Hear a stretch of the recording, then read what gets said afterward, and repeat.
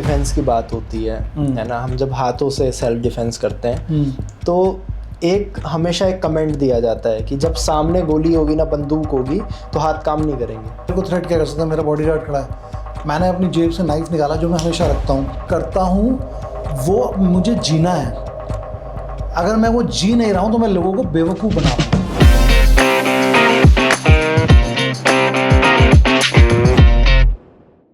नमस्कार, मेरा नाम है शौर्य भटनागर।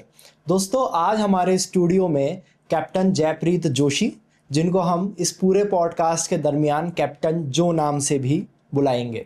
सर, पहले तो मैं आपका स्वागत करता हूं। थोड़ा सा छोटा सा मुख्तसर सा तारुफ में इंट्रोडक्शन अगर मैं आपका दूं तो आपने गढ़वाल राइफल्स में अपनी सेवाएं दी। ऐसा कहा जाता है एक जो आर्मी पर्सन होता है, एक जो सैनिक होता है, वो कभी भी अपनी ड्यूटी से ऑफ नहीं होता। वो देश के लिए कुछ ना कुछ करना चाहता है, करता रहता है। और किसी कवि ने कहा है कि आदि से अनंत तक यही रही है परंपरा, कायर भोग तुक सदा और वीर भोगे वसुंधरा। 26/11 का जब हमला हुआ, मुंबई टेरर अटैक हुआ, वह आपकी लाइफ का टर्निंग पॉइंट था। आपने एक कंपनी भी स्टैब्लिश करी, फिटकॉम नाम से आपकी कंपनी भी है, जहां पर आप सेल्फ डिफेंस की ट्रेनिंग भी देते हैं। दोस्तों, मैं कितना भी चाहूं, कितनी भी कोशिश कर लूं, लेकिन सर का इंट्रोडक्शन इतना बड़ा है। वो देश के लिए, समाज के लिए, सोसाइटी के लिए क्या क्या कर रहे हैं वो मैं तो नहीं बता सकता। आज सर से ही हम जानेंगे, बात करेंगे और बहुत कुछ आपसे जानने को मिलने वाला है। एक बार खुले दिल से आपका स्वागत करता हूं सर। थैंक यू, बहुत बहुत स्वागत है। धन्यवाद। आपकी, मैं जैसे ही आप आए, आपकी टी शर्ट पर मेरा ध्यान गया। ये तो आपने बता दिया, आपके नाम का छोटा रूप है, कंसाइज नाम है आपका। 21 क्या है? फौज में क्या होता है कि नाम जैसे संदीप है वो सैंडी हो जाता है, तो इस तरह से छोटे नाम छोटे कर देते हैं ताकि आसानी रहती। कॉल साइंस वगैरह होते हैं, तो मेरा जयप्रीत जोशी है तो उससे जो बन गया, इजी रहता है। फिर मैं इंटरनेशनली भी ट्रैवल करता हूँ तो वहाँ भी आसान रहता है। 21 जो है एक्सक्यूज़ मी, ये मेरी मोटरसाइकिलिंग से रिलेटेड नंबर है क्योंकि मेरे लिए लकी नंबर है। और जर्सी के ऊपर एक नंबर प्रिंटेड होता है, बाइक के ऊपर भी, जो कि मेरा लकी नंबर है 21, और ये मेरा डेट ऑफ बर्थ भी है, तो इसलिए जो 21। सर, गढ़वाल राइफल्स में आपने अपनी सेवाएं दी। वो लाइफ में ऐसा क्या था कि आपने डिसाइड किया कि मुझको अब आर्मी में जाना है?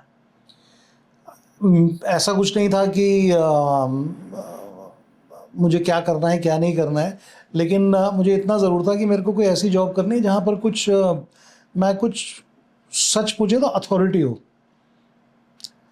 तो जब मैंने पुलिस के लिए ट्राई करा तो मेरे फादर ने कहा तुम पुलिस में मत जाओ, क्योंकि वहाँ की, टू बी वेरी ऑनेस्ट, कि वहाँ थोड़ा बेईमानी का काम जाता। मैं सब पुलिस वालों को ऐसा नहीं कह रहा हूँ, ईमानदार लोग भी हैं इस महकमे में, लेकिन ये बहुत मुश्किल काम है और पब्लिक डीलिंग का काम है, तुमसे नहीं हो पाएगा, तो तुम आर्मी का ट्राई करो। तो मैंने आर्मी ट्राई किया और मैं SSB सेलेक्ट हुआ, और उसके बाद मैं फ़ौज में गया। मेरा शौक़ था यूनिफॉर्म पहनने का, और वो शौक़ मैंने अपना पूरा किया, आर्मी में गया।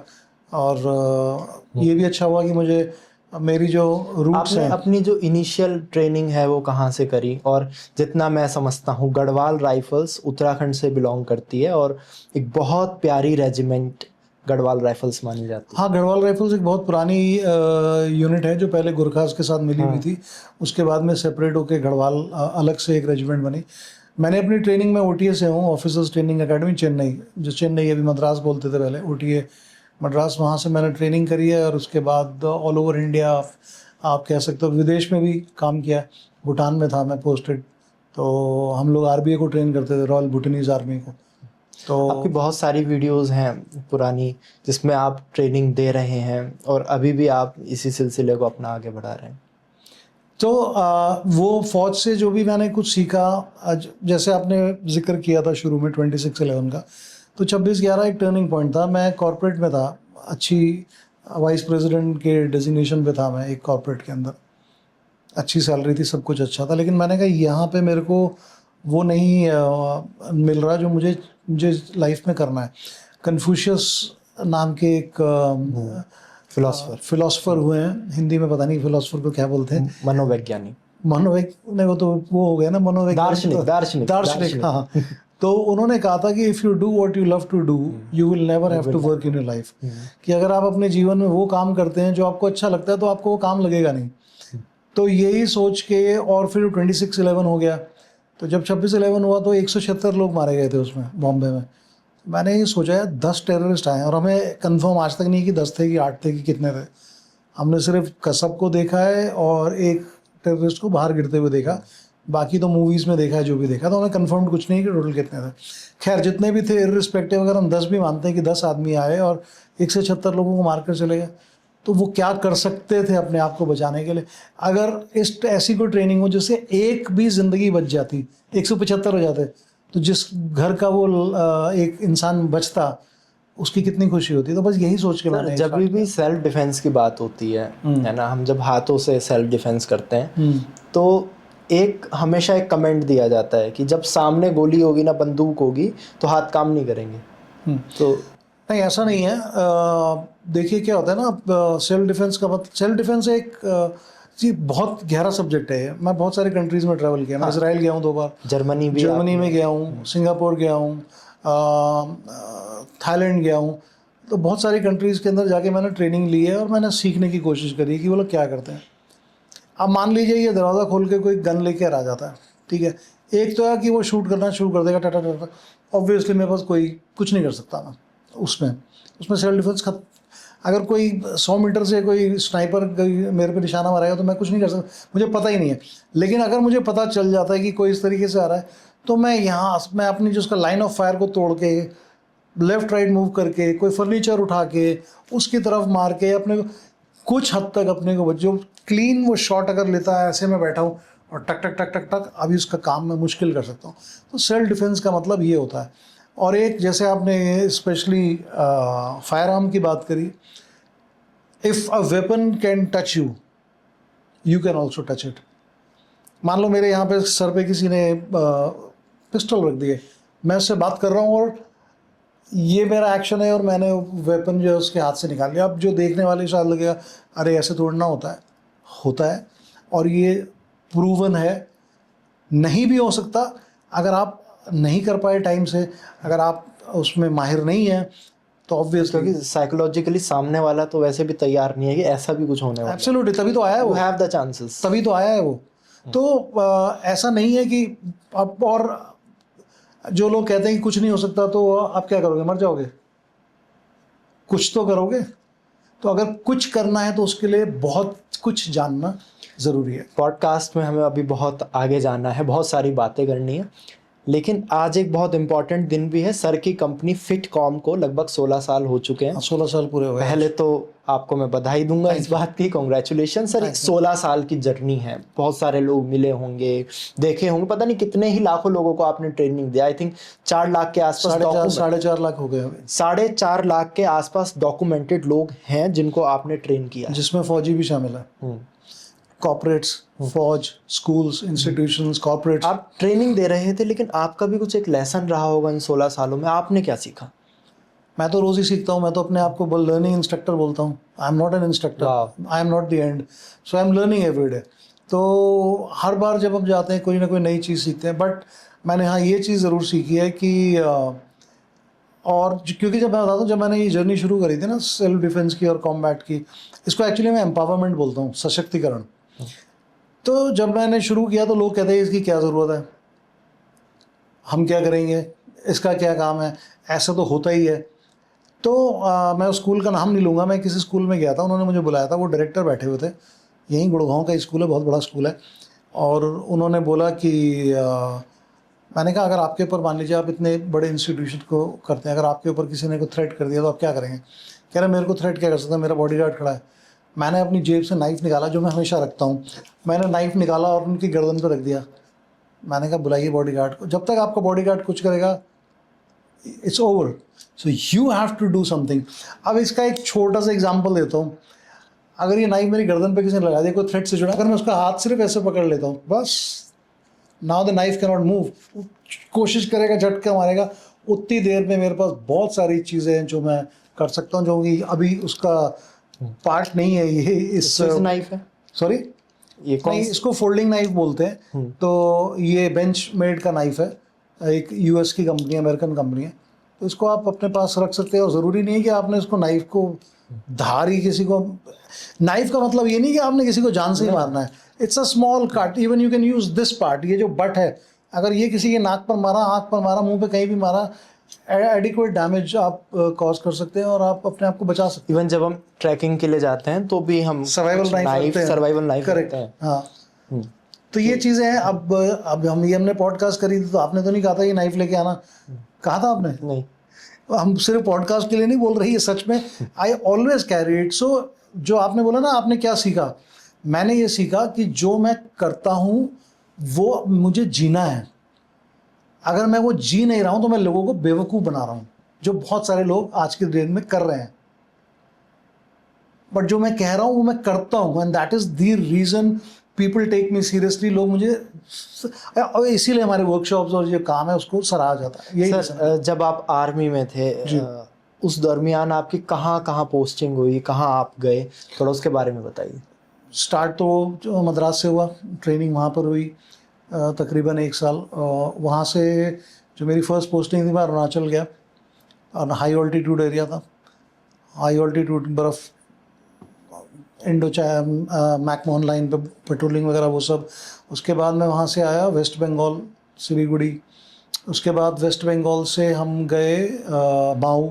माऊ में मैं कोर्स कर रहा था, फिर मैं बैंगलोर भी गया बीच में, फिर मैं कश्मीर में भी रहा हूँ। और मेरा लास्ट जो पोस्टिंग थी, क्योंकि मैं शॉर्ट सर्विस उसके बाद मैंने कंटिन्यू नहीं किया फ़ौज में, और मैंने फ़ौज से रिलीज़ हो गया अपनी टर्म्स एंड कंडीशंस में, मतलब खुद अपनी इच्छा से। तो लास्ट में कश्मीर में था, और उस टाइम कश्मीर बहुत 97 अगर आप देखेंगे तो उस समय कश्मीर काफ़ी गर्म था। गर्म मतलब वेदर वाइज नहीं, मतलब हॉस्टिलिटी वाइज। कभी कश्मीर में कोई ऑपरेशन आपने किया? बहुत सारे।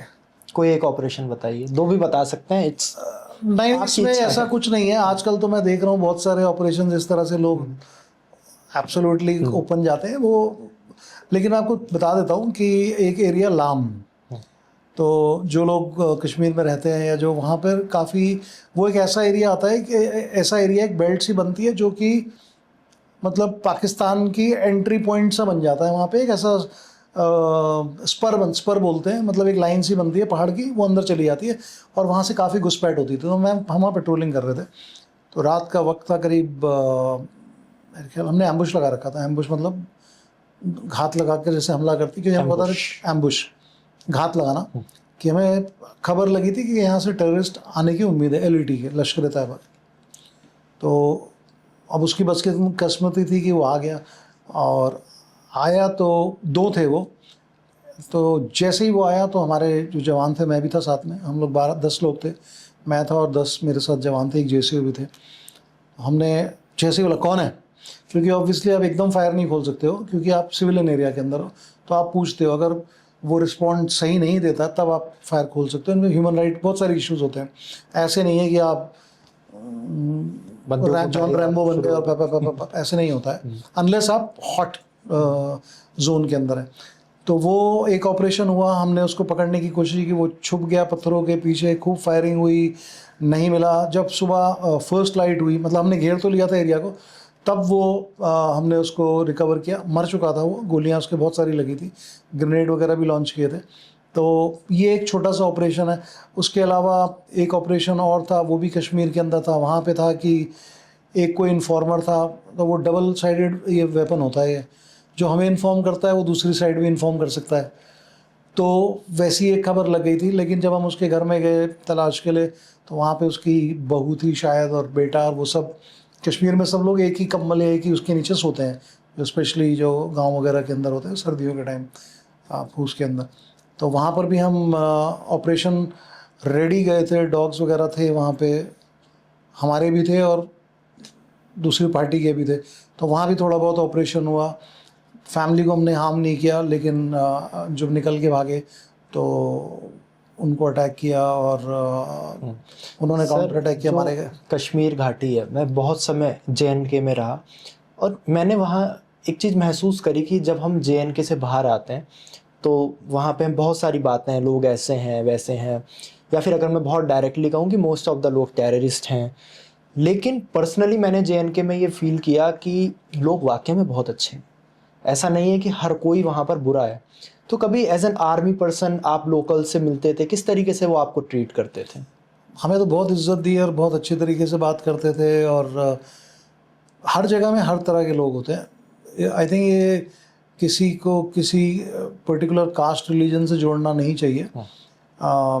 मैंने 13 टेररिस्ट मारे, बहुत सारे ऑपरेशन थे, तो टोटल 13 के करीब टेररिस्ट, उसमें एक औरत भी थी एक्चुअली।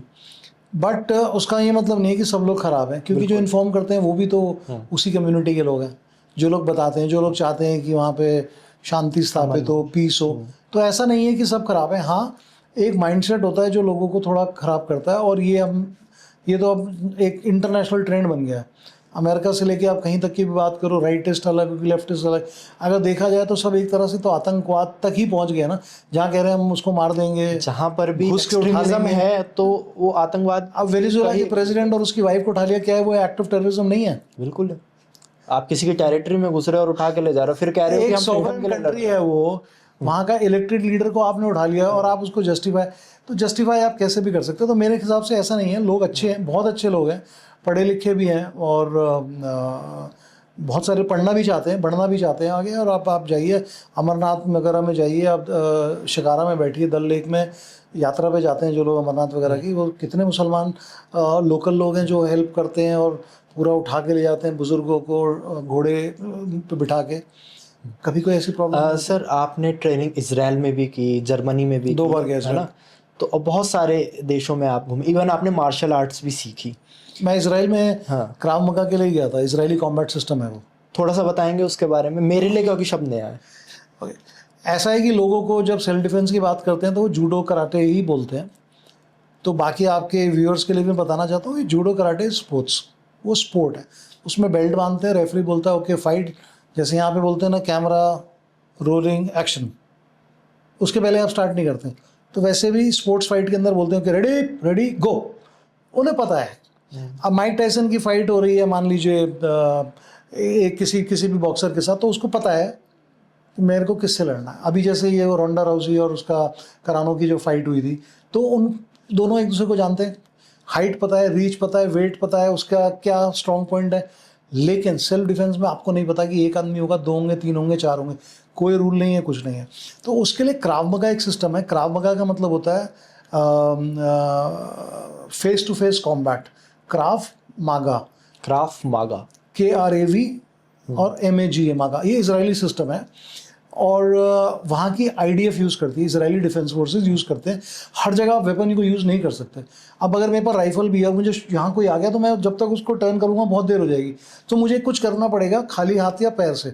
तो क्राव मगा के अंदर वेपन भी होता है, बट वो हर चीज़ को आप बॉटल, जैसे मैंने आपको दिखाया अभी, नाइफ, कोई भी चीज़ को आप कैसे हथियार बना के यूज़ कर सकते हैं और कैसे न्यूट्रलाइज कर सकते हैं, तो वो ट्रेनिंग थी, तो वो मैंने ट्रेनिंग करी। तो ये self defence is not sports, self defence is based on techniques which are reality based. अगर आप स्पोर्ट्स में ट्रेन करेंगे तो आपका माइंडसेट स्पोर्ट्स का हो जाएगा। अगर आप रियलिटी के लिए ट्रेन करेंगे तो आपका माइंड रियल होगा। सर जितने भी धर्म हैं या फिर स्पिरिचुअलिटी की अगर मैं स्पेसिफिकली बात करूं, सब बात करते हैं सजगता की, है ना, यानी कि आपको अटेंटिव रहना है। मैंने आपकी एक 15 साल पुरानी शायद मैंने एक वीडियो देखी जिसमें काली नाइफ डिफेंस करके, फिलीपींस का सिस्टम है। हाँ, थोड़ा उसके बाद मुझे बहुत इंटरेस्टिंग लगा। मैंने कहा, और जिस तरीके से आपके मूवमेंट्स में देख रहा था, उस समय तो कोई VFX नहीं था, कोई AI नहीं था, लेकिन जिस हिसाब से वो जो नाइफ ऊपर जा रहा था, कभी नीचे आ रहा था, ऐसा लग रहा है कि सामने कोई है और किसी पे बिल्कुल आप अटैक कर रहे हैं। और उस सिस्टम के बारे में बताइए। अब मैंने पता है, मुझे नहीं पता आपने कौन सी देखी है, लेकिन मेरे ख्याल से आप कराम्बित की बात कर रहे हैं। हाँ। जो फिंगर के अंदर रोल होता है, हाँ, इस तरीके से कुछ आप अपने, हाँ, वो ऐसे शेप का होगा, हाँ, C शेप। एक्चुअली क्या है, मैंने मेरा फिलीपींस जाना रह गया क्योंकि मैं जाना चाहता था, बट ये कोविड की वजह से नहीं जा पाया, फिर बीच में और कुछ काम आ गए थे। बट लेकिन मैंने नाइफ फाइटिंग सीखी है। मैं जर्मनी गया था, तो जर्मनी में कोलोन, अगर आपको पता उस जगह है, वहाँ पर मैंने नाइफ फाइटिंग सीखी थी, और मैं इंस्ट्रक्टर हूँ टैक्टिकल नाइफ फाइटिंग में। तो नाइफ के अंदर जो आपने वीडियो की बात कर रहे हैं वो काली नाइफ है। काली नाइफ, उसमें रिंग होता है, और रिंग से आप नाइफ को, जैसे अगर आपके पास ये चाबी है, जैसे ये की है, मैं आपको इसी से एग्जांपल देता हूँ, जैसे ये है, तो आप इसी को भी एज अ वेपन यूज़ कर सकते हैं। इससे आप हिट कर सकते हैं और इसी को आप वेपन बना सकते हैं। आपने की खोल ली, तो ये आपकी मैनिपुलेशन है ना कि तो ये चीज़ आपको उससे सीखने को मिलती है नाइफ सिस्टम से। और मैं फिर बोलता हूँ कि नाइफ इज़ नॉट बैड, ये कोई वायलेंस की चीज़ नहीं है, it is to contain violence. मतलब वायलेंस की जैसे हमने बात करी, हम ट्रैकिंग पे भी जाते हैं तो बहुत जगह वो नाइफ काम आता है हर ना? चीज़ के लिए। कई जगह आपको कि ब्रांच काटनी है या फिर आगे कोई खतरा है, तो Absolutely. उस समय पर भी हम आप गाड़ी के अंदर है, लोग कहते हैं नाइफ, गाड़ी के अंदर आप रखोगे, मान लो आपकी गाड़ी में आग लग गई, भगवान ना करे लग गई, गाड़ी टॉपल हो रही है, आग लग, कुछ भी हो सकता है, तो आपके पास अगर नाइफ है तो आप सीट बेल्ट काट के निकल को, सीट बेल्ट लॉक हो जाती है बहुत बार, अंडर हाई प्रेशर पानी में गिर गई आपकी गाड़ी, सीट बेल्ट लॉक हो गई, नहीं खुल रही है, शीशा तोड़ सकते हो आप, बहुत बहुत काम आता है। तो मेरा तो इट्स पार्ट ऑफ। सर, हम सबकी लाइफ में कोई एक इंसान ऐसा होता है जो हमको रास्ता दिखाता है। इवन आर्मी में भी कोई ऐसा व्यक्ति, कोई ऐसा सीनियर जिसने आपकी बहुत मदद करी हो आपके सेल्फ डेवलपमेंट में, जिनका बहुत बड़ा रोल रहा हो। अब सेल्फ डेवलपमेंट शब्द ही है कि खुद का डेवलपमेंट, लेकिन कैसे भी मदद करी हो, जैसे आप लोगों की मदद कर रहे हैं तो बहुत सारे लोग आपको आइडियल मानते होंगे, आप किसको आइडियल मानते हैं? मेरा एक्चुअली देखा जाए ना तो कोई आइडल है नहीं। मैंने, हाँ, मार्शल आर्ट्स अगर देखा जाए तो बचपन में मैं ब्रूसली से बड़ा, ब्रूसली वो बड़ा प्रभावित था, यार ये कैसे, मतलब इतनी फाइट करता है, क्या करता है, इतना फास्ट उनकी बैलेंसिंग बहुत खतरनाक है, बहुत अजीब सी है।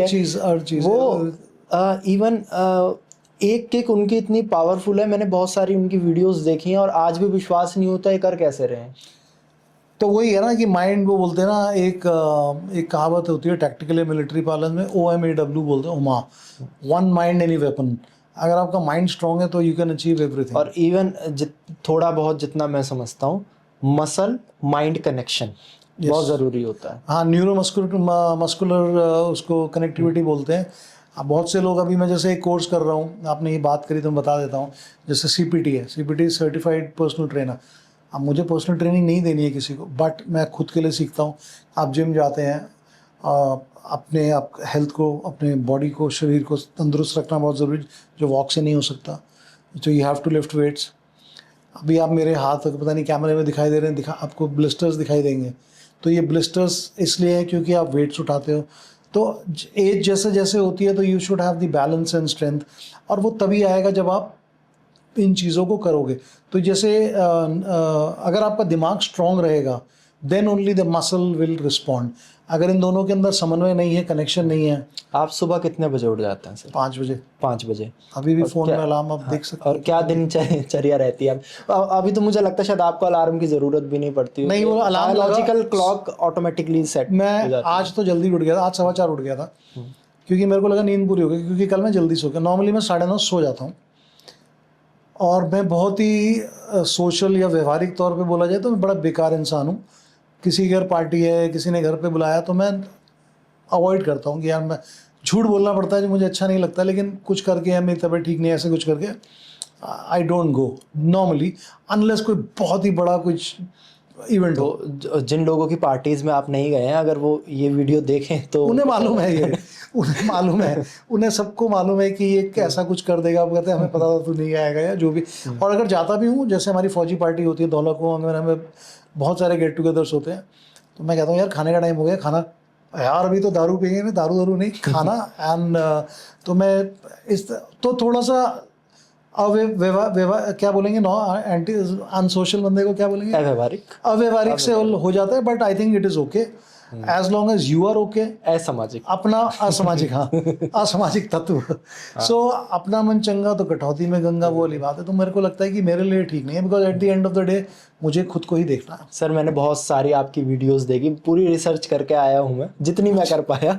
बहुत सारी वुमेन्स को आप ट्रेनिंग दे रहे हैं। हाँ, इस देश में जब भी इंस्टाग्राम खोल लो या जब भी आप सोशल मीडिया खोल लो, एक ना एक रेप की केस होता ही होता है एवरी 2.5 मिनट। और इतने बुरे। अब हमारे लिए रेप का केस कोई बहुत अलग सी बात नहीं रही, हर दिन कुछ ना कुछ केस होता है। इवन मैं कल एक खबर पढ़ रहा था, बांग्लादेश में विद इन 28 वर्किंग डेज के अंदर अंदर एक रेपिस्ट को सजा दे दी गई। इंडिया में ऐसा कुछ नहीं होता। लड़कियों के लिए सेल्फ डिफेंस कितना जरूरी है? देखिए, ये ना बात शुरू हुई थी जब निर्भया इंडिया में बहुत बड़ा एक इशू बना था। निर्भया, आज भी लोग निर्भया के नाम से जानते हैं कि निर्भया एक कुछ हुआ था, और उसमें 4 लोग थे जो बस वाले में, उन्होंने मूविंग बस के अंदर लड़की के साथ दुष्कर्म किया था। ठीक है जी, गवर्नमेंट ने बहुत सारा फंड दे दिया। आज अगर आप सर्च करेंगे, एआई से पूछेंगे या गूगल पे जाएंगे, तो वो फंड अभी भी large chunk of it is lying unused, वो यूज़ ही नहीं हो रहा है। आप यूज़ करने का मतलब है आपने क्या किया उनके लिए। सबसे पहले तो है, देखिए, मेन चीज़ तो ये पेट्रियार्की है ना, जो कि मर्द आदमी, एक ये वाला कॉन्सेप्ट जाना पड़ेगा। और लड़कियों से ज़्यादा, जैसे मैंने तो बहुत सारी लेडीज़ को सेल्फ डिफेंस, बहुत बड़े बड़े ऑर्गेनाइजेशन, जैसे मैं नाम भी ले लेता हूँ यहाँ पे कैमरे पे, जैसे KPMG है, बॉस्टन कंसल्टिंग है, डिलॉयट है, जाइडस की कंपनी है, टाटा है, इवन अदानी, जब मैं पहले उनके लिए भी काम करता, इतनी सारी ऑर्गेनाइजेशंस हैं और बहुत सारी हैं, एयरटेल, बहुत सारी ऑर्गेनाइजेशन ने लेडीज़ को ट्रेन किया। मैं उनको एक चीज़ बोलता हूँ हमेशा,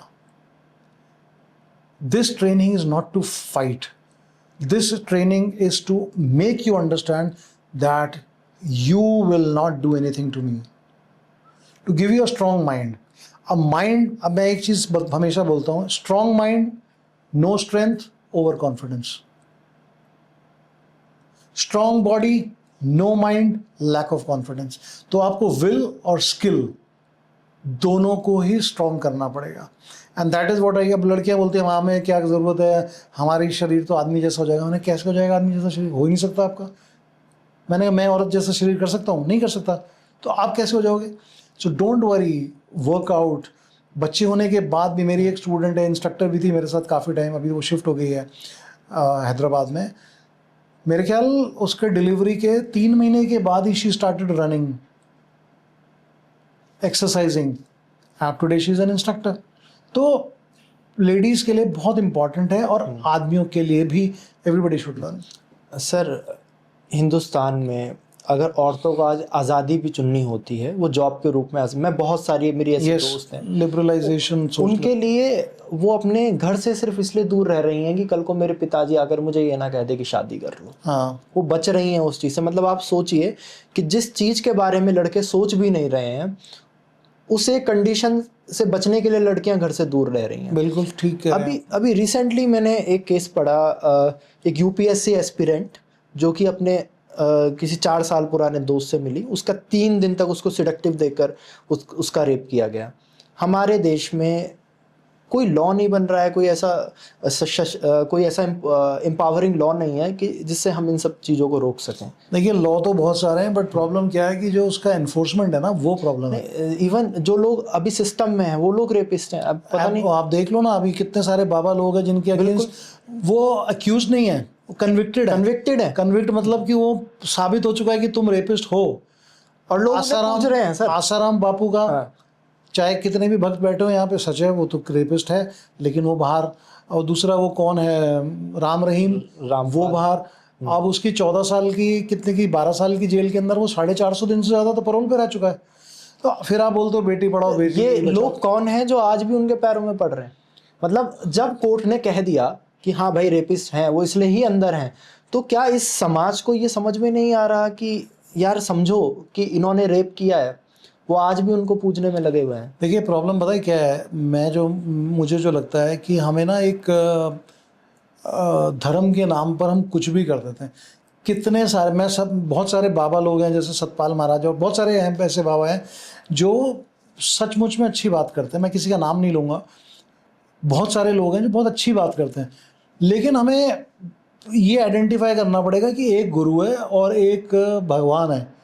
ठीक है, तो भगवान से ज़्यादा हम उनको स्थान ना दें, पहली चीज़। और दूसरा, सोचें थोड़ा सा, लॉजिक और रीज़न। अगर कोई ऐसे जादू फू कर दे, तो ये जादू तो मेरे ख्याल भगवान ने भी नहीं किया, हमने तो देखे नहीं जो पढ़ी हैं किताबें। और उसमें सर, मार्क्स ने कहा था कि religion is the opium to the masses. Absolutely correct. और एक बात, एक स्टेटमेंट बिहाइंड द कैमरा जब हम बात कर रहे थे, मुझे आपकी वो बात बहुत अच्छी लगी कि जितनी भी कंट्रीज़ हैं जिन्होंने डेवलपमेंट को चुना, वो रिलीजियस नहीं है। मैं ये नहीं कह रहा कि रिलीजन बुरा है। You can be spiritual. मेरा भगवान है, इट इज़ माई प्रॉब्लम। मुझे अभी तक याद है, सिविक्स हम पढ़ते थे, हिस्ट्री एंड सिविक्स, अब तो किताबें भी चेंज हो गई हैं बहुत सारी। सिविक्स में एक लाइन थी, मुझे याद है, relation between God and man is this personal affair, it is nothing to do, आपका क्या धर्म है, तेरे को क्या लेना यार, what are you got to do. तो रिलीजन का सिर्फ पर्पस ये है कि वो एक आपको अच्छी विचार देता है, it makes you a better person, आपको कुछ सीमाएं दे देता है, दैट्स ऑल। उससे ज़्यादा अगर हम उसको लाइफ में लाएंगे ना, तो मेरे ख्याल फिर हम बिल्कुल। इवन अगर जब हम स्पिरिचुअलिटी की बात करते हैं, आपके पीछे बहुत खूबसूरत मूर्ति रखी हुई है गौतम बुद्ध की। उन्होंने जो समझा उन्होंने दुनिया को बताया, बट उन्होंने उसके साथ कहा था अही पिस्सी को, भगवान कोई नहीं है। हाँ, नहीं इसका मतलब नहीं, इसका मतलब नहीं, लेकिन उन्होंने ये कहा है। हाँ, वो तो हाँ, उन्होंने कहा था कि कोई ईश्वर नहीं है, वो एक अलग सेगमेंट है। बट जब वो अही पिस्सी को कहते हैं, वो कहते हैं कि मैंने जो कहा मत मानो, अपने एक्सपीरियंस पर चीजों को समझो, देखो, जानो। लेकिन हमारे सिस्टम में हम किसी को अपने एक्सपीरियंस पर चीजें समझने ही नहीं दे रहे हैं। हम ये चाह ही नहीं रहे हैं कि वो अपनी खोज खुद करे। इवन आपने जब अपने बच्चों की पेरेंटिंग करी, अपनी फैमिली में आपने उन्हें किस तरीके की आज़ादी दी, रिलीजन को चुनने के लिए, स्पिरिचुअलिटी को चुनने के लिए? या फिर मैंने अपने बच्चों को बोला, आप वो भी देखेगा पॉडकास्ट, वो भी क्रिएटिव फील्ड में भी है, वो आर्ट डायरेक्टर है कंपनी के अंदर, वो एथीस्ट है, he doesn't believe in God. हम जब खाना खाते हैं तो खाने से पहले प्रार्थना करते हैं ना, चाहे किसी भी धर्म का, वो दुआ करता है कि thank you God for this food, तो वो बोलता है thank you papa for this food. He says for, आप खाना आप दे रहे हो तो for me you are God, क्योंकि आप मौजूद हो ना। हाँ, तो मैंने उनको एक बात और बोली थी कि मैंने कहा देखो, there are certain social norms जो हमें किसी न किसी वजह से करने पड़ते हैं, but heart to heart you follow that religion जो आपको जो अच्छी लगती है। लेकिन हमारे यहाँ हम धर्म के नाम पे लड़ते हैं। मैं कई लोगों से पूछता हूँ, भाई तो तुम अगर जैसे आप हिंदू हो तो आपका क्या कंट्रीब्यूशन है हिंदू बनने में? आप हिंदू परिवार में पैदा हुए, हिंदू हो गए। मुसलमान परिवार में पैदा होते तो मुसलमान और होते। अगर मुसलमान में परिवार में पैदा होकर आपको ये बताया जाता आप हिंदू हो, या हिंदू में पैदा होकर बताया जाता मुसलमान हो, तो आप वही मानते। तो आप माइंडसेट सोचिए, वही चीज़ है। तो वो लिबर्टी नहीं है। और फिर हम उस चीज़ पर, मैं एक बात बोलता हूँ, अभी अहमदाबाद में एयर क्रैश हुआ, 136 ऐसे कुछ लोग मारे गए उसके अंदर। ये मैं अपने वर्कशॉप में इस एग्जांपल को यूज़ करता हूँ, कई लोगों को ख़राब भी लगता है, बट मैं बोलता हूँ क्योंकि जो दो ही चीज़ें दुनिया में लोग याद रखते हैं, बहुत अच्छी और बहुत ख़राब, रेगुलर चीज़ें भूल जाते हैं। मैं कहता हूँ वो 140 लोग होंगे, उसमें से कम 4 परिवार के लोग होंगे जिन्होंने प्रार्थना करी होगी जाने से पहले, टीका लगाया होगा, तुम्हारी यात्रा सफल हो, अच्छे से जाओ। कहा होगा? बिल्कुल। हिंदू, मुसलमान, ईसाई, कोई भी किसी ने दुआ करी होगी। मैं 4 परिवार ही मानता हूँ। मैंने कहा वो क्यों मर गए? भगवान तुम्हारी यात्रा सफल करे। कोई औरत डिलीवरी के लिए जाती है, डिलीवरी के टाइम उस बच्चा मिस कैरेज हो जाता है या स्टिल बर्थ होती, बच्चा मर गया या माँ मर गई, हम बोलते हैं ना जाओ भगवान तुम्हारे साथ है, सब ठीक होगा। नहीं हुआ, इसका मतलब भगवान साथ नहीं था। पेरियार के 8 सवाल सुने आपने? नहीं। जो पेरियार्क ओके, शायद हो सकता है थोड़ा एक आधा कुछ। हाँ, कोई फिलोसफर है। तो जो एथिज्म की जो थ्योरी है उसमें 8 सवाल उन्होंने दिए हैं। तो वो ये कहते हैं कि अगर ईश्वर है तो दुनिया में इतना दुख क्यों है? मुझे आपका ये जो आपने बात कही, मुझे यही चीज़ समझ में, मैंने ये दावा नहीं करता है या नहीं है। अगर ईश्वर है तो दुनिया में रेप क्यों हो रहे हैं, है ना? तुझ में भी, जैसे हमारे में कहा जाता है हम ब्रह्मास्मि, तुझ में भी वही है, तत्वमसि मुझ में भी वही है। तो यानी कि रेप होने वाला और रेप करने वाला वो वही आदमी। हाँ, तो जब वो एक ही आदमी है तो दुनिया में दुख क्यों है, दुनिया में इतनी विपदाएं क्यों हैं? फिर एक और अलग थ्योरीज आ जाती है कि आप अपने कर्मों पर काम कीजिए, रेदर देन आज के समय में जो स्थिति है। मैं एक शब्द अगर इस्तेमाल करूँ, जड़ता हम लोगों में बहुत ज़्यादा आ चुकी है, और ये जो देश है डेवलपमेंट की तरफ नहीं, रिलीजन की तरफ बहुत ज़्यादा जा रहा है। और वो भी अगर थोड़ा सॉफ्टली हैंडल हो तो ठीक है, लेकिन हम एक्सट्रीमिस्ट होते जा रहे हैं बहुत ज़्यादा। एब्सोल्युटली। भगत सिंह की बुक है एक, why I am N atheist, पढ़ी है आपने वो? हाँ, मैंने पढ़ी। उसमें वो ये कहता है कि अगर मैं अच्छा काम कर रहा हूँ, if I am fighting for my country, then why am I in jail. और वो था कि लास्ट वक्त पे तो हर कोई भगवान को कहते हैं ना, अपने भगवान को याद करो, कहते मुझे नहीं करना। उसमें बहुत प्यारे शब्द उन्होंने लिखे, और उन्होंने लेटर लिखे हैं जो उस टाइम में जो जजेस थे उनको, बिल्कुल, कि सो मैं एक मकसद के लिए पैदा हुआ हूँ और एक मकसद के लिए ही मिट जाऊंगा तो मैं परम पिता ईश्वर के अस्तित्व को इनकार कर। सो द पॉइंट इज ये कि कहना जो मेरा जो मानना है वो सिंपल सा ये है, हम ये डिस्कशन तो खैर रिलीजन के बारे में नहीं है, बट सिंपल सा इतना है कि it is for me, that's all. It is not to create divide in this society. ये मेरे लिए है, मुझे अच्छा इंसान बना, अगर ये मुझे ख़राब बना रहा है तो मुझे वो छोड़ देना चाहिए, पहली चीज़। और दूसरी चीज़ ये है कि अगर रिलीजन ही सब कुछ है तो साइंस का क्या होगा? बिग बैंग थ्योरी को आप गलत प्रूव कर रहे हो, आर्किमिडीज प्रिंसिपल को गलत प्रूव कर रहे हो, एंटीबायोटिक्स को आप कह रहे हो। अब वो एक मंत्री है, वो बोल रहा है प्याज जेब में लेके घूमो तो गर्मी नहीं लगेगी।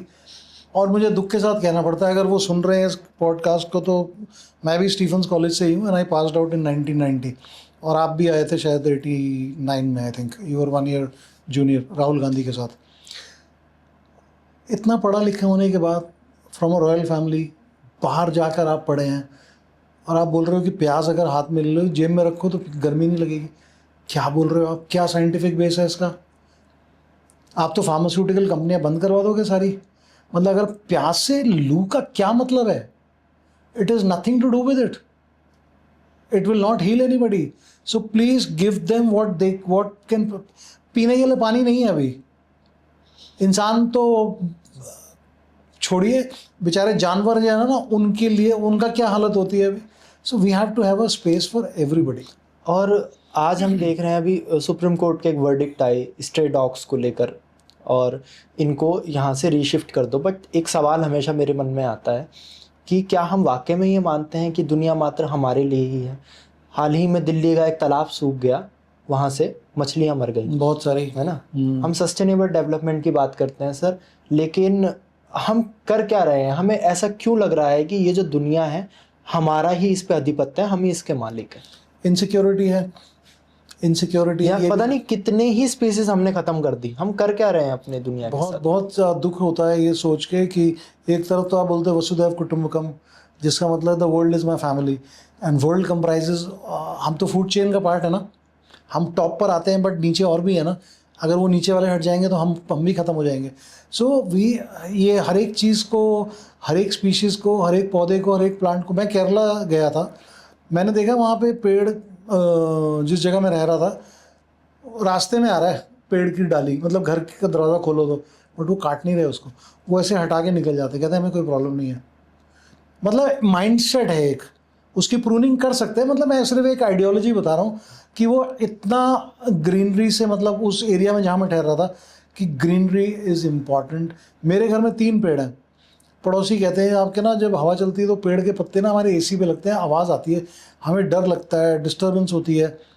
मैंने कहा ये जब तक पेड़ है ना तब तक आपकी जो AQI भी लो है यहाँ पे थोड़ा बहुत, और आपका घर भी ठंडा रहता है। And please let it be. मैंने घर में सीमेंट भी नहीं कराया, जैसे लोग फ्रंट यार्ड और बैक यार्ड में सीमेंट करके बंद कर देते ना, जो कि इलीगल है एक्चुअली।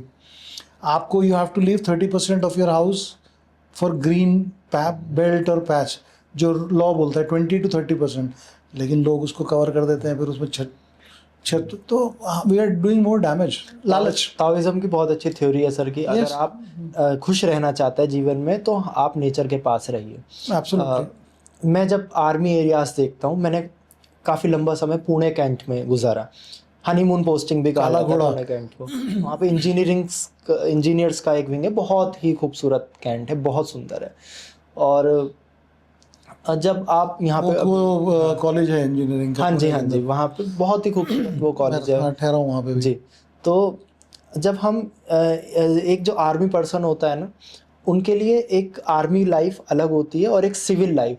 इवन जब हम आर्मी कैंट से सिविल की तरफ जाते हैं तो शोर बढ़ जाता है, फ़र्क लगता है। वो चीज़ फील होती है, अरे ये हम कहाँ आ गए भाई। तो आज के दौर में आप गुड़गांव रह रहे हैं तो आपको वो आर्मी की लाइफ याद नहीं आती, कि आपको नहीं लगता कि मुझे किसी कैंट में होना चाहिए था, क्योंकि आज के समय में जो AQI है वो बहुत बुरा है। मुझे नहीं लगता कि ये जो हवा है हमने सांस लेने लायक छोड़ी हुई है। 250 AQI है, 260 ज़्यादा होगा सर, इससे भी ज़्यादा होगा, हो सकता है। मतलब मैंने परसों देखा था तो 250, और डेटा पे तो आई डोंट ट्रस्ट नाउ। तो एक सवाल और ऐड करना चाहूँगा, हम अभी रिलीजन पे बात कर रहे थे, क्या आर्मी में, जैसे सिविल में तो बहुत लड़ाई है रिलीजन को लेके, क्या आर्मी में भी ऐसा कुछ देखने को मिलता है? जब तक मैं था तब तक नहीं।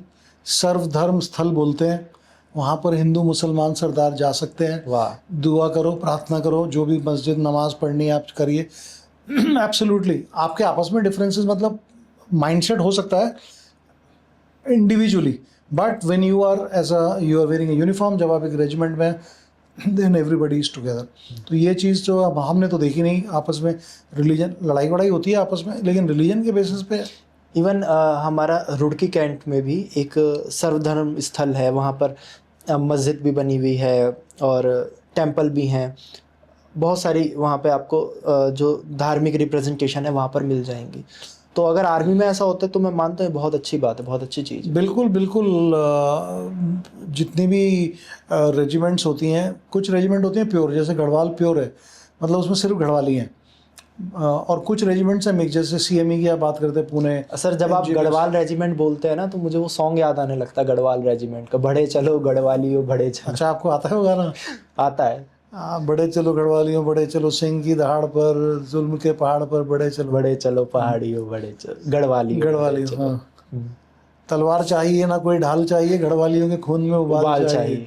बट अभी क्या होता है ना, धीरे धीरे traditions are also very important, उसको रिस्टोर करना चाहिए। बट ट्रेडिशन का मतलब पीछे जाना नहीं है, ट्रेडिशन को रिस्टोर करते हुए आगे बढ़ना है, ताकि आपका दोनों को साथ लेके parallelly, that is sustainable development, जो हम भूलते जा रहे हैं। अब बिल्डिंग बन रही है यहाँ पे डीएलएफ और दुनिया भर की हाई राइज, अब बारिश वगैरह, अभी ये 2 महीने बाद आप देखना गुड़गांव में फिर पानी भर जाएगा। अभी जब सर आपसे बात हो रही थी तो आपने एक बात कही थी कि आप अपने शहर देखिए, अगर आपको प्यास लग रही है तो पानी कहाँ पियोगे, है ही नहीं कोई है ना। फैसिलिटी। आप यूरोप में जाइए तो यूरोप में आपको जगह जगह आपको पानी पीने की फैसिलिटी लगे हैं, वाटर टर्की में मैंने देखा है, जहाँ मैं गया हूँ वहाँ का बता सकता हूँ। और शहरों में और विदेश के शहरों में वो सारी चीज़ें मिल जाती हैं। इवन आर्मी एरियाज़ भी बहुत डेवलप होते हैं, वहाँ पर भी ऐसी कोई प्रॉब्लम नहीं होती, सारी चीज़ें बहुत वेल मेंटेन्ड होती हैं। सिविल में ऐसी क्या दिक्कत है? क्या हम अपनी आर्मी से, अपने आर्मी एरिया से वो चीज़ सीख के सिविल में इम्प्लीमेंट नहीं कर सकते? देखो ऐसी क्या प्रॉब्लम है सिविल के लोगों के साथ? ऐसा कुछ नहीं, मैं सिविलियंस के अगेंस्ट नहीं हूँ, लेकिन नहीं, मैं भी नहीं हूँ, लेकिन कुछ तो प्रॉब्लम है ना कि हम डेवलप। प्रॉब्लम सिर्फ ट्रेनिंग की है, प्रॉब्लम इथॉस की है, और वो है ना चेटवुड का जो लाइन है, country comes before everything all the time. वाह। माई सेल्फ, मैं सबसे बाद में हूँ, मेरा देश सबसे, बोलना भारत माता की जय और झंडा दिखाने से कुछ नहीं होता। Actually how much do you feel. और अब तो लोग, अगर मैं क्रिटिसाइज करता हूँ अपने कंट्री को या सिटी को, तो आई एम डूइंग गुड। अगर मेरा बाप शराब पीता है और मैं बोलूँ नहीं नहीं मेरे पापा बहुत अच्छे हैं, जुआ भी नहीं खेलते, मम्मी को मारते भी नहीं है, तो मैं गलत कर रहा हूँ? मैं भक्त हूँ क्या? मैं एक अंधभक्त हूँ। मुझे बताना चाहिए कि मेरी मम्मी को वो मारते हैं, वो शराब पी के जुआ खेलते हैं, पैसे हार रहे हैं वो, उनको, और बाप के सामने खड़ा हो जाना चाहिए कि आपको ऐसा नहीं करना चाहिए, और आपने अगर ऐसा दोबारा किया तो मैं पुलिस में कंप्लेंट करूँगा। ये है आपकी जो आपका माइंडसेट होना चाहिए कि अगर आप सचमुच में गलत चीज़ों को हटाना चाहते हैं। और जहाँ तक बात करी ये सिविल में ऐसा क्यों नहीं होता, क्योंकि we follow by example. Leader, मेरे ख्याल से पॉलिटिकल लीडरशिप एक गलत शब्द है आज के डेट में। They are political managers.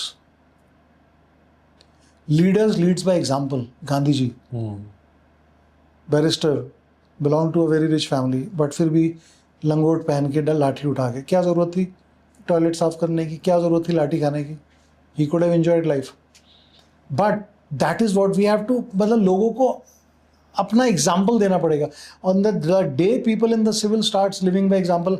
मैं अपने घर के आगे झाड़ू लगाता हूँ, आप पूछिएगा पड़ोस में जो मेरे लोग रहते हैं उनसे पूछ लीजिएगा आप। अभी कूड़े वाले नहीं आए, अभी वेस्ट बंगाल में इलेक्शन थे, बहुत सारे लोग जो बंगाल से आते हैं तो वो लोग चले गए अपने वोटिंग वगैरह के लिए, तो मैं अपने घर के आगे झाड़ू मारी। घर के आगे क्या, आसपास के घरों के भी जितना पत्ते वत्ते इकट्ठे हुए, तो उससे मेरा क्या कम हो जाएगा? आई थिंक कोई देखेगा तो उसको चाहे कुछ भी बोले, उसको कम से कम सफाई तो हो रही है। So that is what we have to inculcate. और आई थिंक वो एक ट्रेनिंग जो होती है ना, जो सेल्फलेस ट्रेनिंग जो फौज आपको करती है ट्रेन, उसकी ज़रूरत है। Beyond class, creed, everything, my men are more important for me than anything else. जो लोगों को मैं कमांड कर रहा हूँ, पहले मैं चढ़ूंगा ऊपर कारगिल पे, तुम मेरे पे, ये नहीं कि तुम चलो मैं आ रहा हूँ, फौरन नहीं जाना, सोना नहीं खरीदना, पहले आप दिखाइए करके। लीड बाय एग्जाम्पल, चाहे कोई भी बोले, lead by example, you show. मैं वीडियो कॉन्फ्रेंसिंग कर रहा हूँ, मैं नहीं खर्च कर रहा फ्यूल। आपके साथ 120 लोग थे जब एक आप कंपनी में आए? 100, एक कंपनी में हाँ 120 100, लोग हाँ थे। हाँ। कैसे उनके साथ आप कोऑर्डिनेट करते हैं? यही तो मैं बता रहा हूँ, जो कॉर्ड, देखो वो एक जवान जान देने के लिए क्यों तैयार रहता है। आजकल हम केसेस सुन रहे हैं ना, ऑफिसर के अगेंस्ट बंदूक उठा ली या एजुटेशन हो गया। अभी आपने वो एक लेटेस्ट न्यूज़ आपने अभी अब बात कर रहे थे आप इससे पहले शूट से, कि वो यूपी के अंदर हाँ, आईटीबीपी ITBP। क्यों आ गए वो एक जवान के लिए? उनका कमांडेंट लेवल तक का, या कमांडेंट था कि डीआईजी जो भी था, गौरव। वो बंदा भी आ गया साथ में उनके। क्यों आया? क्योंकि उसके लिए उसके जवान इज मोर इम्पॉर्टेंट। वो ही नहीं कह रहा मैं बिजी हूँ तुम देख लो जाके, मैं अपना रिलेशन क्यों खराब करूँ। No, for him his man is more important. The day our political leadership start thinking like that कि no, I am MLA of this city और I am the chief minister of the state, my people should not suffer. पानी अगर भरेगा तो मैं सबको नौकरी से निकाल दूंगा बाहर। अभी वो साहब बोल रहे थे ना कि दादा, सो आई डोंट कॉल इट दादागिरी, इट इज़ लीडरशिप। आप वहाँ खड़े होइए और देखो कि कैसे बारिश के टाइम में यहाँ पे आप बोलो कि पानी भर गया। नो, आपको आज मालूम है कि बारिश होगी, आपको आज मालूम था कि हमें ऑयल की प्रॉब्लम होगी। आज नहीं हुआ है ये, it is been happening for so long. तो prospective planning and leading by personal example is the need. Sir, एक क्वेश्चन का जवाब बहुत ईमानदारी से मैं आपसे चाहूँगा। एक आपकी जनरेशन है और एक जेनजी जनरेशन है, इन दोनों में से बेहतर कौन सी? ये तो बड़ा डिफिकल्ट सा क्वेश्चन है, इसलिए मैंने ईमानदारी से देखिए, हर कोई अपने को ही अच्छा बोलता है, लेकिन मैं इसको बैलेंस करके, मतलब डिप्लोमेटिकली नहीं बोल रहा, लेकिन जो जैसे मैं जेन एक्स से बिलोंग करता हूँ, तो अगर मैं I think I am Gen X, I am year of birth is 69, तो मेरे ख्याल से, तो अगर मैं अपने जेन की बात करूँ तो हमने दोनों चीज़ें देखी हैं। हमने हाथ से मिलाने वाले फ़ोन भी देखे हैं और अभी मोबाइल फ़ोन भी देखा है। हमने इंटरनेट भी देखा है, और उससे पहले STD कॉल लगा दो भैया, घर पे लोकल फ़ोन होता था, STD के लिए बुक करनी पड़ती सर, थी। ये तो जेनजी तक भी आ चुका था वैसे, STD मैंने भी देखी है। STD कॉल्स, फ़ोन उठा के, मैं आपको बता रहा हूँ। तो ये जो ट्रांजिशन है हमने देखा है, और उस टाइम के अंदर DTC की बस के अंदर 30 पैसे का टिकट, पास बन के घूमना, धूप के अंदर घड़े से पानी पीना, रेलवे स्टेशन के ऊपर उतर के पानी की बोतल भर लेना, ट्रेन के अंदर स्टील की प्लेट से चलना, ताकि उस समय हमने नहीं सोचा कि कूड़ा हो रहा है, लेकिन it was a part of us. Steel की प्लेट में खाना खाया, जो भी घर से पैक कराते थे, अखबार से पहुंचा उस प्लेट को रख दिया। आज की डेट में आप देख लो, डिस्पोजेबल, ये वो फलाना ढिमकाना। So that way, that is the difference. वो हमारे जो कुछ एथिक्स हैं वो अभी भी हैं, और आज की जो जनरेशन है ये बहुत स्मार्ट है, दे वेरी स्मार्ट, टेक्नोलॉजिकली बहुत एडवांस है। दे आर नॉट री इन्वेंटिंग द व्हील, जो हमने खुद करा है वो उनको सामने है, बट उनकी रिलायंस इंटरनेट पे बहुत ज़्यादा है। सो वो कहते हैं ना कि अगर आपको कुछ करना है तो अपने हाथ गंदे करने पड़ेंगे, डर्टी योर हैंड्स। तो आई थिंक वो चीज़ मिसिंग है, सब में नहीं तो काफ़ी हद तक। सो विच इज़ मिसिंग, एंड उन्हें लगता है आपको क्या पता, मुझे सब पता है, बिकॉज गूगल चाचा या गूगल आंटी सब कुछ बता रही है। तो आई थिंक दैट इज़ एक थोड़ा सा डिफरेंस है। बाकी हाल ही में एक मुद्दा बहुत चर्चा में है, एक जेनजी मूवमेंट देश में खड़ा हुआ, हाँ, कॉकरोच जनता पार्टी। सब लोग बात कर रहे हैं तो हम भी थोड़ी बात कर लेते हैं। इस तरीके के जो मूवमेंट्स हैं, आपको क्या लगता है कि अभी आज की जो खबर है उस मूवमेंट को, यानी कि उनका जो पेज था कॉकरोच जनता पार्टी का, विद इन 9 डेज 22 मिलियन के आसपास वो लोग पहुंच गए थे। 23 मिलियन हो गए शायद आज, हो सकता है अभी, लेकिन उनके अकाउंट को इंडिया में बैन कर दिया गया, वो इंडिया में नहीं दिख रहा है। तो क्या ये सॉल्यूशन है? देखिए, जहाँ तक जो मैंने देखा है और जो मुझे मालूम है, I support this idea, because cockroach Janata party कोई मूवमेंट नहीं था। कॉकरोच जनता पार्टी एक फ्रस्ट्रेशन, पॉलिटिकल सटायर था, हाँ, कि लोग कि भाई क्या हो रहा है तुम। वो एक हमारे चीफ जस्टिस ऑफ इंडिया ने, सूर्यकांत जी, उन्होंने बोला कि भाई जो भी उनका स्टेटमेंट था, मैं उसको, जो है वो कॉकरोच की तरह है, कि वो कुछ बात करी जो कि बात कुछ नहीं कहनी चाहिए। इस आप इतनी चेयर ऑफ पावर पे बैठे हुए हैं, तो वहाँ पे, और and you are socially responsible and you are custodian of the constitution. You are the custodian of the constitution, so you shouldn't have said that. उन्होंने अगले दिन बोला कि मेरा मतलब ये नहीं था, बट तीर तो बाण से छूट चुका था। तो ये लोगों को कहीं ये बात पिंच हुई या हर्ट हुई या कुछ भी हुई। अब इसमें बहुत सारे जॉर्ज सोरेस को भी घुसेड़ दिया, पाकिस्तान को भी घुसेड़ दिया, पता नहीं क्या क्या बोला कि इसमें 94% जो है वो पाकिस्तान से हैं, लेकिन डेटा ऐसा नहीं बोलता। डेटा बोलता है कि 94.6% आर इंडियंस, और इंटरनेशनल सपोर्ट भी है इसको। सो ये कोई मूवमेंट नहीं था, ये एक एक्सप्रेशन था, और एक्सप्रेशन इतना स्ट्रॉन्ग था कि लोगों को लगा ये तो हाँ ये तो सही है। एक गवर्नमेंट ऑफिशियल को आप क्यों बोलते हो क्यों पोस्ट रिटायरमेंट पॉलिटिकल अपॉइंटमेंट मिलना चाहिए? अगर उसको पहले ही बोल दिया जाए भाई तो रिटायरमेंट के बाद ना you will not be working for any government job, we can increase your pension और whatever if you do a good job, जो होता ही है normally, but we will not entertain you in a government position और position designed by the government, whichever government is. तो उससे उनको लालच नहीं रहेगा, उन्हें पता है कि हम कोई इधर उधर करेंगे तो हमें कोई फ़ायदा तो होने वाला नहीं, अपनी नौकरी करो और जाओ, पेंशन तो आपको मिल ही रही है, जो भी कुछ आपके बेनिफिट्स हैं। तो I think from that perspective what they are doing, what वो सही बात रेज कर रहे हैं। और उन्होंने बहुत अच्छा ये मेटाफर यूज़ किया है कॉकरोच, क्योंकि बोलते हैं ना न्यूक्लियर ब्लास्ट भी होगा तो कॉकरोच जो है जो बच जाएंगे, बाकी सब खत्म हो जाएंगे। बट अब लोग कॉकरोच मार रहे हैं टीवी में, मैं देख रहा हूँ पॉलिटिकल पार्टी, दैट्स स्टूपिड। वो कॉकरोच नहीं है, वो सिर्फ ये बोल रहे हैं कि अगर आप हमको कॉकरोच बोल रहे हो तो हम भी कुछ हैं, इस देश का पार्ट हैं, और हमारी भी सुनो। और मैं इस बात को बुरा नहीं मानता। अगर कोई आपको गाली दे रहा है, दो तरीके हैं, या तो मैं रेजिस्ट करूं, उससे लड़ाई करूं, या मैं उसे एक्सेप्ट कर लूं। अगर मैं उसे एक्सेप्ट कर लेता हूं तो गाली गाली नहीं रह जाती। जी, इट इज़ सिंपल। वो बोलते हैं ना कि if you can't convince then confuse, तो वो फंडामेंटल नहीं फॉलो करना चाहिए भाई। मैंने एक ये एक्स पे लिखने वाला था, मेरे को टाइम नहीं लगा, मैं लिखूंगा कि एक एग्जांपल देके, मेरे घर में ना बहुत सारे कॉकरोच हो गए, तो मैंने हिट मारा, कॉकरोच मर गए। लेकिन ये थोड़े दिन बाद देखा फिर कॉकरोच आ गए।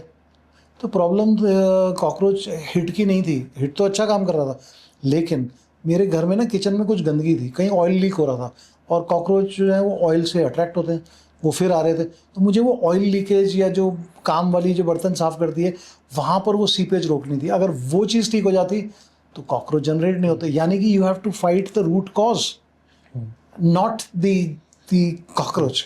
कैप्टन जो आपकी कंपनी है फिटकॉम, आगे अपनी कंपनी को लेकर आपके क्या प्लान्स है, क्या आप करने वाले हैं? देखिए, क्या आप बड़ा सोच रहे हैं, क्योंकि 16 साल हो चुके हैं? मैं कुछ बड़ा नहीं सोचता, मैं सिर्फ अपना काम करता हूँ, ऑनेस्टली स्पीकिंग। मैंने कभी आपके फ्यूचर प्लान्स अभी? फ्यूचर प्लान यही है कि मेरी हेल्थ अच्छी रहे और मैं इस काम को करता रहूं। और अगर मैं कभी ना रहूं या ना कर पाऊं, ऑब्वियसली ना रहूं तो किसी ने भी नहीं रहना, सबने जाना ही है, तो ये काम जो है वो चलता रहे, बिकॉज इट्स एन इनिशिएटिव। तो functional intense training of combat है ये एक्रोनिम है। अभी आप हाल फिलहाल कितने लोगों को ट्रेन कर रहे हैं रेगुलर बेसिस पे? अभी जैसे ये ऑफ सीज़न है, ऑफ सीज़न गर्मी का सीज़न है, और अभी वैसे ही वर्क फ्रॉम होम हो गया है, तो कॉर्पोरेट्स के बहुत सारे अभी सेशंस नहीं होते हैं इन दिनों में। बट मेरी ऑनलाइन वॉक इन क्लासेस होती हैं जहाँ पे मेरे स्टूडेंट्स आते हैं और हम लोग ट्रेनिंग करते हैं, 8, 10, 12 डिपेंड। तो और बहुत ज़्यादा स्टूडेंट्स में लेता भी नहीं हूँ, मैं मार्केटिंग भी नहीं करता हूँ, क्योंकि जो मेरा वॉक इन क्लासेस का जो मॉडल है वो एक कम्युनिटी डेवलप करना है लाइक माइंडेड लोगों की, तो उसमें अट्रैक्ट नहीं करना कि आओ आओ। एक जिंदा दिली भी एक बहुत बड़ा नाम होता है। आप रैलीज में भी जाते हैं ना, गाड़ी वगैरह चलाते हैं, बाइक्स भी बाइक चलाते हैं। हाँ, बाइक्स भी कुछ टू व्हीलर जी खूबसूरत है आपके पास, मैंने एक दो कुछ वीडियोस देखी। तो ये शौक कब से आपको लगा, और ये जब सब चीज़ें हैं, आपको कैसा लगता है इनको करके, कि आपको महसूस होता है कि हाँ भाई कुछ तो कर रहे हैं? बिल्कुल। वो कहते हैं ना, एक सेइंग है, आई थिंक हेलन केरी ने कहा है कि if you are not living on the edge then you are using too much space, so we must learn how to live on the edge, and life is nothing but a daring adventure. Delhi से कहाँ तक आप गए हैं? तो ऐसा होता है कि जो मैंने रेसेस मैंने लेट शुरू करी है लाइफ में, बट करी आई स्टार्टेड इन 2017, क्योंकि उससे पहले हमें पता ही नहीं था कि ऐसा होता है। फिर मैंने बाइक्स ली, बाइक्स को मॉडिफाई किया। इंडिया में कौन सी बाइक है सर आपके पास? मेरे पास अभी 3 बाइक्स हैं। एक तो मेरे पास KLX 230 है, ओके। जो कि डर्ट बाइक ही है, हार्डकोर, वो अभी लिए 2 महीने पहले। उससे पहले मेरे पास एक्सपल्स है, वो भी रैली मॉडिफाइड है, 230 सीसी के आसपास, उसकी वैसे 200 होती है, उसको बोर अप करा रखा है। और एक मेरे पास KTM ड्यूक 200 है। 2 साइकिल है मेरे पास, और साइकिलिंग भी करता हूँ मैं, MTB हिमालय में भी पार्टिसिपेट कर चुका हूँ, तो फिनिशर भी रहा हूँ उसके अंदर। बहुत टफ होती है वो साइकिलिंग। तो मुझे शौक है, हम अपने आप को कष्ट देने का बोल सकते हैं। ये लोग कहते हैं यार क्यों परेशान हो रहे हो, मेरे पड़ोसी कहते हैं यार आप आज संडे, आज तो सो जाओ। Pain is the way to sorrow. I don't know, but I feel, मैं कहता हूँ कि आज ऑफिस नहीं है, सो जाओ। मैंने कहा is it the office which wakes you up और is it you who wakes up? अगर ऑफिस नहीं है तो सोते रहोगे? मान लो आपका कल से ऑफिस खत्म हो गया, लेट्स से आपके पास बहुत सारा पैसा आ गया या कुछ सोर्स ऑफ इनकम आ गई, you don't have office now, so will you sleep till 12 o'clock? You spoiling yourself. Irrespective of that you should live a life which keeps you healthy. मैं तो वही फॉलो करता हूँ। और बाकी फिटकॉम का जहाँ तक कोई प्लान मेरा ये है, मैंने एक बार सोचा ज़रूर था, बट मुझे लगता नहीं है आज के हिसाब से, बट देखते हैं, उम्मीद पे दुनिया कायम है, कि to be OSD on the government of India, officer on special duty, and train people, specially men in uniform, tactical combative, ताकि हमारे पुलिस वाले जो ड्यूटी पर हैं, हमारे पैरामिलिट्री फोर्सेस हैं, आर्म्ड यूनिट्स हैं, वो किस तरीके से हैंडल कर सकते हैं विद और विदाउट वेपन बोथ। सर एक लास्ट मैसेज हमारे व्यूअर्स के लिए, एक लास्ट मैसेज। आप बहुत सारी चीज़ें कर रहे हैं, स्पोर्ट्स भी आप खेलते हैं, फिटकॉम कंपनी भी, आर्मी का आपका बैकग्राउंड सबको पता ही चल गया, बाइकर वाला भी सेगमेंट हमने आपका देखा। ये सारी चीज़ें करके आपकी लाइफ की जो लर्निंग है, या फिर कुछ भी ऐसी बात जो आप हमारे, देखिए हमें देखने वाले ज़्यादातर यूथ हैं, युवा हैं, उन सबको कोई एक संदेश जो आप देना चाहते हैं, एक मैसेज। मैं ये देना चाहता हूँ, गलत कुछ करो मत, किसी से डरो मत, क्योंकि आपने गलत नहीं किया, और अपने आप को ऐसा बनाओ कि आपकी तरफ लोग देखें और आपसे सीखें। किसी से प्रेरित होना अच्छी बात है, बट अपने को कहते हैं ना कि खुद ही को कर बुलंद इतना कि खुदा तुझसे खुद पूछे कि बता तेरी रजा क्या है।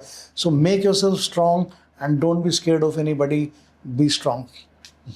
सर आपसे बात करके बहुत अच्छा लगा, थैंक यू सो मच। और एक जिंदा दिली हमारे इस एटमॉस्फेयर में, इस वातावरण में घुली, और पर्सनली मुझे ऐसा लगा कि आगे मुझे किस तरीके से काम करना है, किस तरीके से अपनी लाइफ को हेल्दी रखना है, क्योंकि टू बी वेरी ऑनेस्ट थोड़ा सा मैं आलसी हूँ, लेकिन इतना ज़्यादा भी नहीं हूँ कि मैं कुछ सीख कर अप्लाई ना कर सकूँ। आपका बहुत बहुत धन्यवाद, आप हमारे पास आए। कैप्टन जो, आपका नाम जितना खूबसूरत है उतने ही आपके विचार भी खूबसूरत हैं, उतना ही खूबसूरत आप काम कर रहे हैं। हमारे साथ जुड़ने के लिए सर बहुत बहुत धन्यवाद। Thank you so much, pleasure being here. Bye bye.